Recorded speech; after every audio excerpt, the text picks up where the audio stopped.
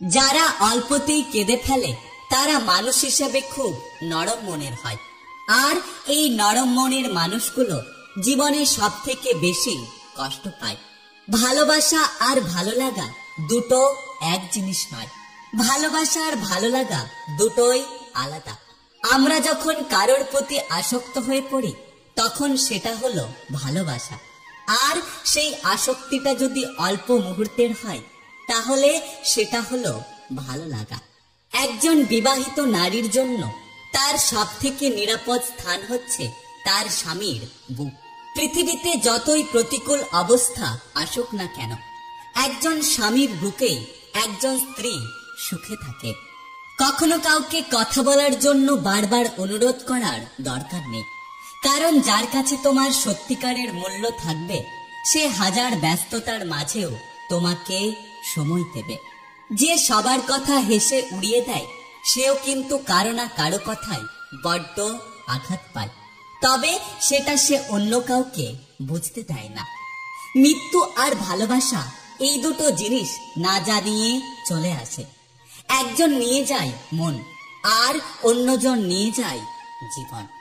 স্বার্থপর হওয়ার জন্য অবশ্যই আপনাকে চালাক হতে হবে, কারণ বোকারা কখনো স্বার্থপর হয় না।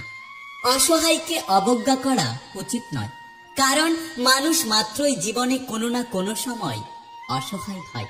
টেনশন আর মানসিক চাপে তারাই বেশি থাকে যারা নিজের চেয়ে অন্যের কথা বেশি ভাবে।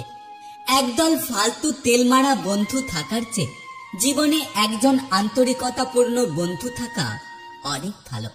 ভালোবাসা তো সেই যেখানে সময়ের সাথে সাথে একে অপরের প্রতি কখনো গুরুত্ব কমে না, বরং যত সময় যায় তত দুজনের বোঝাপড়া আর সম্পর্ক মজবুত হয়।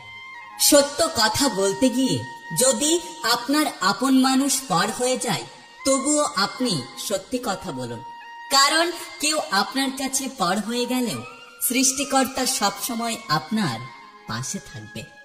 হারিয়ে যাওয়া সূর্যকে 12 ঘন্টা পরে ফিরে পাওয়া যায়, কিন্তু হারিয়ে যাওয়া বিশ্বাস হারিয়ে গেলে আর কখনোই সারা জীবনেও ফিরে পাওয়া যায় না।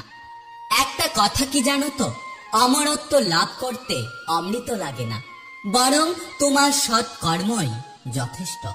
কিছু কিছু মানুষ আছে তারা শিক্ষিত হয়েও মূর্খের মতো আচরণ করে। বিশেষ পরিস্থিতিতে মানুষ বন্ধু ও শত্রুকে চিনে নিতে পারে, আর যে পারে না সে তার ভুলের জন্য সারা জীবন মাসুল গুনতে থাকে।